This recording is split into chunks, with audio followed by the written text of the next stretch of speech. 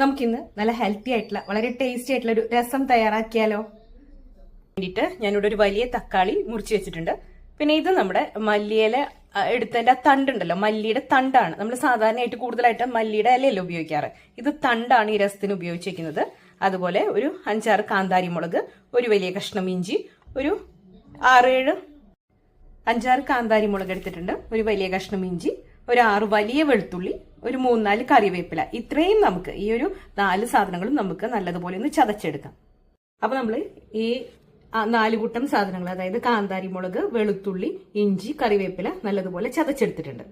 ഇനി ഇതിലേക്ക് നമുക്ക് ഒരു ചെറിയ നെല്ലിക്കയുടെ വലുപ്പത്തില് പഴംപുളി, അതായത് സാമ്പാർ പുളി നല്ലതുപോലെ ഒന്ന് സോക്ക് ചെയ്തിട്ട് വെക്കാം.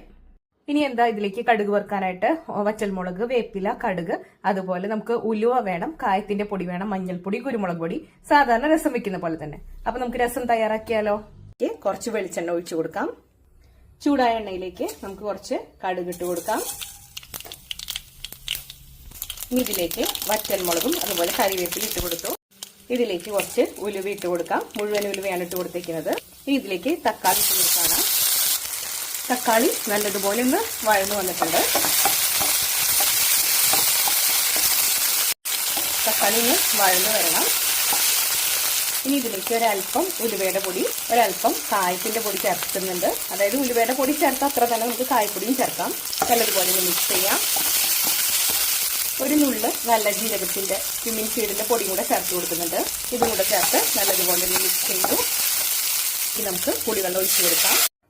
നമുക്ക് എത്ര ക്വാണ്ടിറ്റി വേണം അതിനനുസരിച്ച് ഈ സമയത്താണ് വെള്ളം ചേർത്ത് കൊടുക്കേണ്ടത്. ഇനി നമുക്കിതിലേക്ക് നമ്മൾ എടുത്തു വെച്ചിരിക്കുന്ന മല്ലിത്തണ്ട് ഉണ്ടല്ലോ, അതും അതുപോലെ ചതച്ച് വെച്ചിരിക്കുന്നതെല്ലാം കൂടെ ചേർത്ത് കൊടുക്കാം. ഇതിലേക്ക് കുറച്ച് കുരുമുളക് പൊടി ചേർത്ത് കൊടുക്കാം. നമ്മൾ ഓൾറെഡി കാന്താരിയാണ് ചേർത്തിരിക്കുന്നത്, അതുകൊണ്ട് എരിവൊക്കെ നോക്കിയിട്ട് വേണം, അല്ലെങ്കിൽ നിങ്ങളുടെ എരിവിനനുസരിച്ച് വേണം ചേർത്ത് കൊടുക്കാൻ. ഒരല്പം മഞ്ഞൾപ്പൊടി ചേർത്ത് കൊടുക്കുന്നുണ്ട്. നല്ലതുപോലെ മിക്സ് ചെയ്ത് കൊടുക്കാം. ഇനി ഇത് നല്ലതുപോലെ ഒന്ന് തിളച്ച് വരട്ടെ. നമ്മുടെ രസം നല്ലതുപോലെ തിളച്ചു. ഈ സമയത്ത് നമുക്കിതിലേക്ക് ഉപ്പ് ചേർത്ത് കൊടുക്കാം. ഉപ്പ് ചേർത്തതിന് ശേഷം 1 മിനിറ്റ് നല്ലതുപോലെ ഒന്ന് വെട്ടി തിളച്ചോട്ടെ. അതിനുശേഷം നമുക്ക് സ്റ്റൗ ഓഫ് ചെയ്യാം. ഇനി നമുക്ക് സ്റ്റൗ ഓഫ് ചെയ്യാം. നമ്മുടെ വളരെ ടേസ്റ്റി ആയിട്ടുള്ള സ്പൈസി ആൻഡ് ഹെൽത്തി ആയിട്ടുള്ള രസം ഇവിടെ റെഡി ആയിട്ടുണ്ട്.